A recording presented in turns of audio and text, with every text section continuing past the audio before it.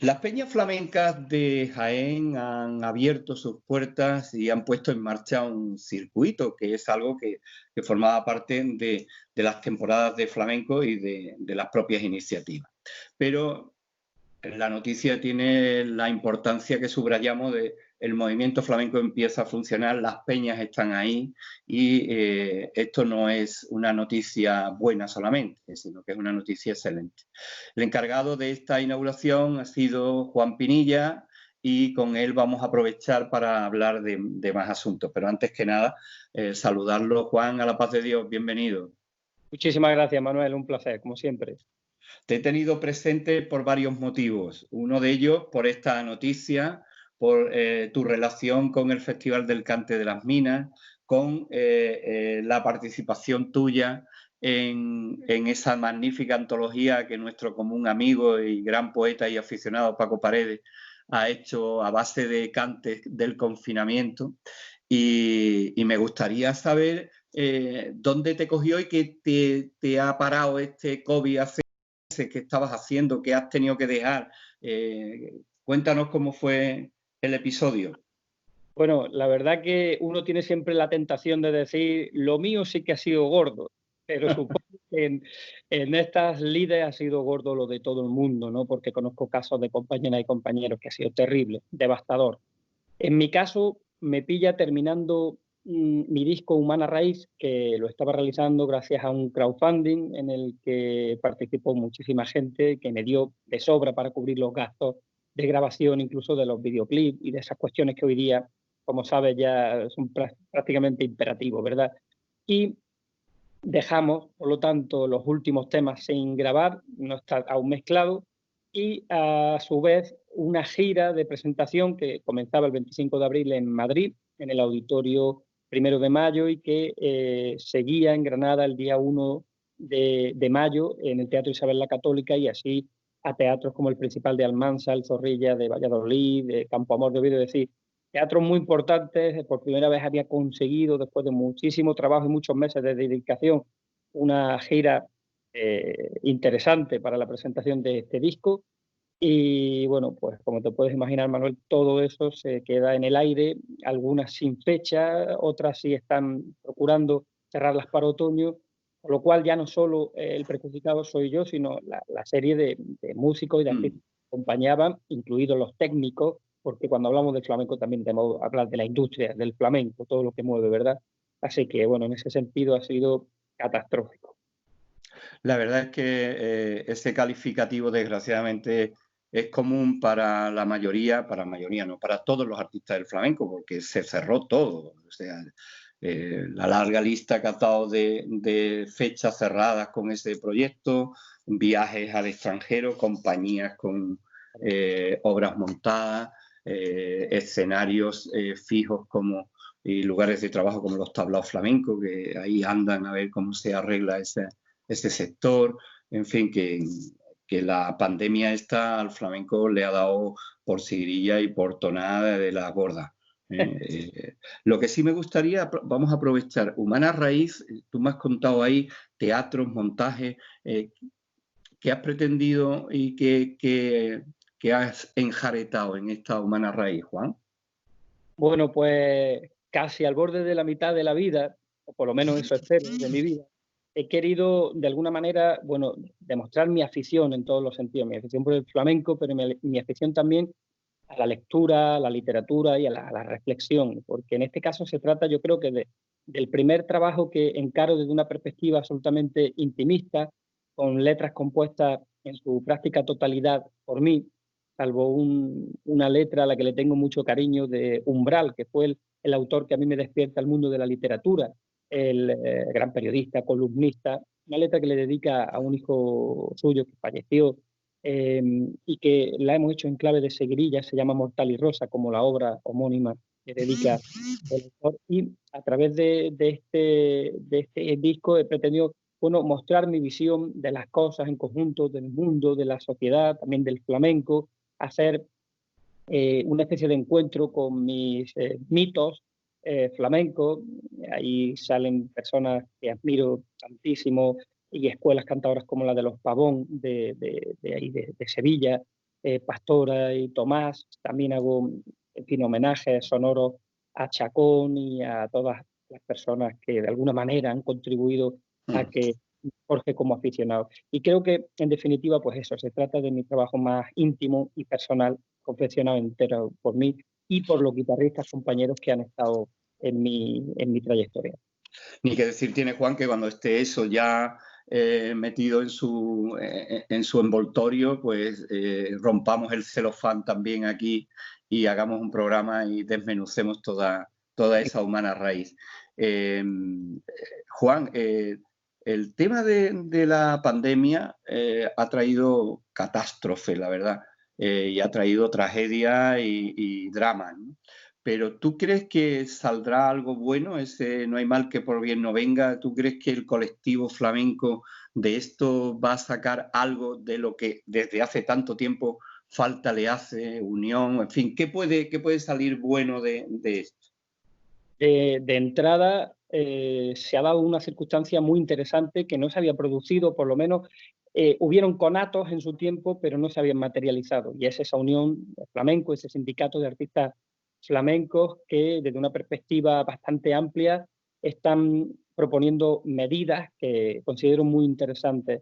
En mi caso estoy elaborándole un documento que les quiero hacer llegar como socio, como miembro, desde primera hora entusiasta además con la iniciativa, por si bueno, tienen a bien tenerlas en cuenta.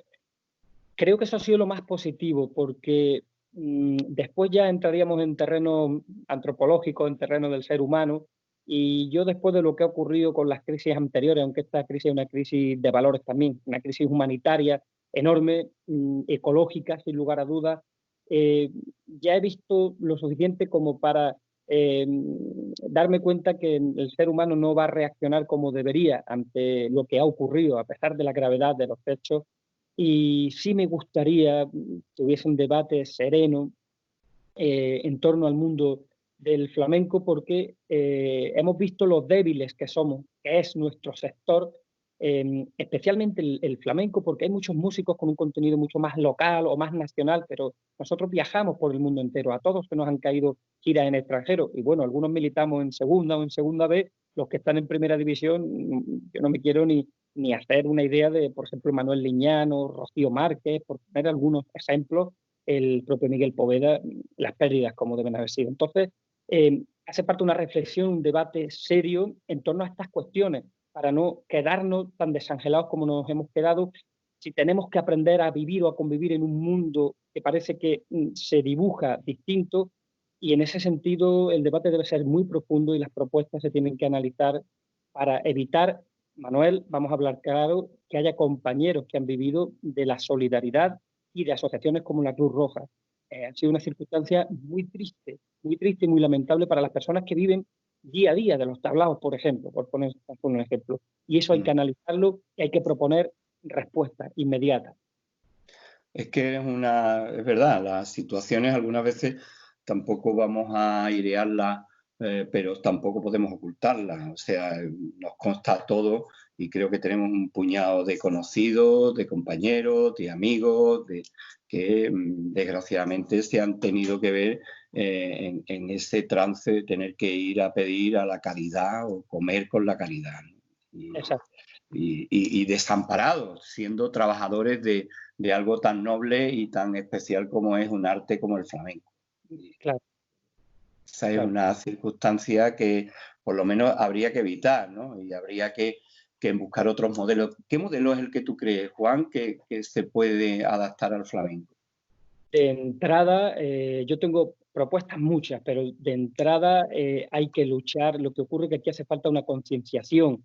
Por eso la Asociación de Artistas Flamencos, el sindicato, tiene una lucha por delante muy interesante, que es concienciar a los propios artistas flamencos de la necesidad de estar dados de alta en la seguridad social, de que coticen desde primera hora. Esto es algo que es un debate muy grande, porque la mayoría de ellos vienen de circunstancias sociales muy difíciles. El flamenco mismo es una música que nace en unas circunstancias sociales especiales, económicamente hablando, ¿no? De gente, antiguamente, gente que eran pobres, gente que incluso utilizaban el flamenco como catarsis, ¿verdad? Mm. Entonces, en ese sentido, nos hemos encontrado muchas compañeras, muchos compañeros que ni estaban protegidos por la Seguridad Social, por lo tanto, no han tenido acceso a ningún tipo de ayuda.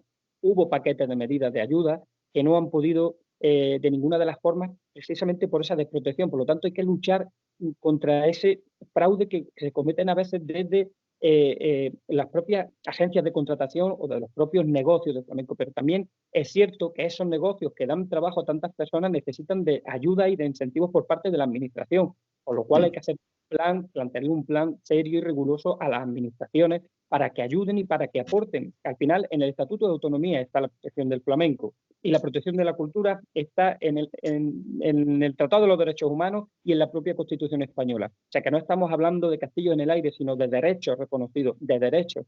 Por lo tanto, creo seriamente que hay que ponernos y plantearle a las instituciones, pero además con toda la seguridad, la seriedad y el rigor que requiere todo este tipo de medidas para que no se encuentren en las situaciones tan lamentables algunas compañeras y algunos compañeros.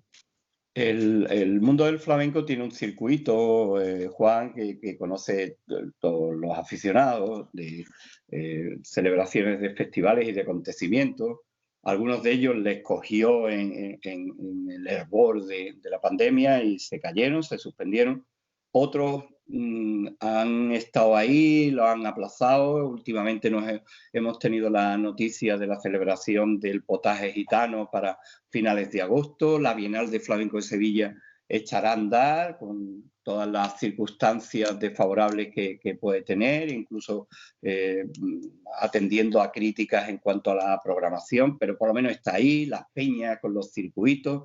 Y un festival que llama mucho la atención, Juan, y te lo digo porque forma parte de tu carrera artística de una forma muy especial, es el Festival de la Unión, ¿no? Que ha sorprendido que suspendiera con tanto tiempo de antelación, siendo un festival que se va a celebrar a mediados de agosto, ¿no? Claro, desconozco las circunstancias, lo leí por encima el comunicado que hizo el festival. Es cierto que esta pandemia nos ha pillado a todos en pañales, por decirlo metafóricamente. No venía con manual, se ha improvisado mucho, nos hemos asustado mucho porque veíamos que estaba muriendo gente que conocíamos y se han tomado medidas y precauciones pensando siempre en lo mejor para el pueblo, en lo mejor para los ciudadanos, en este caso, los habitantes de la Unión y la repercusión que tiene a nivel internacional el Festival de las Minas, que es un foco turístico para la zona importantísimo. Es decir, esas medidas estoy seguro que las han tomado por lo mejor. Lo que ocurre es que la precariedad que hay ahora mismo en el mundo del flamenco es tal que nosotros sí agradecemos, por ejemplo, que la Federación de Peñas Flamencas de Jaén o que la Peña Flamenca de la Platería y algunas otras, muchas peñas flamencas, hayan reaccionado y hayan hecho una lectura. Hablamos de las peñas flamencas que tienen un presupuesto limitadísimo. Han reaccionado, han dicho el mundo del flamenco no puede estar así y por lo menos el mes de julio, que suelen estar cerradas, han abierto y están diversificando su programación de manera, por ejemplo, la Peña de la Platería lo está haciendo, que especialmente la gente de los tablaos tenga siquiera una actuación, por lo menos cuestión de dignidad. Entonces, en ese sentido, y ante la situación actual, requiere de ciertas medidas de seguridad. El Festival Internacional de Música y Danza de Granada, no con pocas críticas, pero se va a celebrar. Y hablamos de uno de los festivales más importantes a nivel internacional. Es decir, se puede hacer tomando las debidas precauciones, incluso con medios como este que estamos utilizando nosotros, Manuel Curao y yo en la entrevista, que es medios digitales. Por ejemplo, el concierto de Rocío Márquez y el concierto de Cañizares se va a hacer de forma digital desde el Patio de los Arrayanes en el Festival de Música y Danza. Es decir, hay propuestas y hay medidas que pueden incentivar, que pueden hacer que se mueva económicamente hablando el mundo del flamenco y está muy necesitado. No sé si cuando se suspende un festival no se puede retomar, pero en cualquier caso yo animaría a revisar esa suspensión, sobre todo por eso, por dinamizar la oferta cultural y que haya más trabajo para los flamencos. Juan, ¿qué has estado leyendo últimamente? Bueno, no quiero mover la cámara, pero aquí tengo una montaña de libros de flamenco. porque en lecturas aparte estaba con un libro de León Tolstoy, llevo varios libros a la vez y releyendo un libro de Rafael Cansinos Assens, ese grandísimo escritor sevillano que escribió La copla andaluza en 1933 y del que Borges, es que es muy desconocido y me gustaría hablar de él porque es que es muy desconocido. Borges decía que era su maestro, uno sin duda de los más excelsos escritores españoles, primo de Rita Hayworth y por lo tanto descendiente, esto se lo debemos estas noticias al compañero Manolo Bohórquez, descendiente de una saga de artistas flamencos muy, Sí, muy importante. señor. Sí, señor. Estoy leyendo y releyendo muchos libros de flamenco, muchísimos, porque estoy terminando la tercera edición de Las voces que no callaron, en la cual la verdad me he explayado este confinamiento y un librito que era de 80 páginas ya voy por más de 200. Con lo cual, además, hallazgos interesantes, estoy muy motivado y leyendo mucho flamenco. El flamenco no solo es escuchar, también hay que leer y conocer lo intrínseco, ¿verdad? Y esas biografías tan valientes de quienes dignificaron este arte. Pues Juan, muchísimas gracias y deseosos ya de tener la humana raíz cercana al oído y a algunos de esos encuentros que vas a hacer o que se van a retomar desde los teatros con el circuito que tenías previsto. Muchísimas gracias, que vaya bien, suerte. Gracias a ti, Manolo, un abrazo.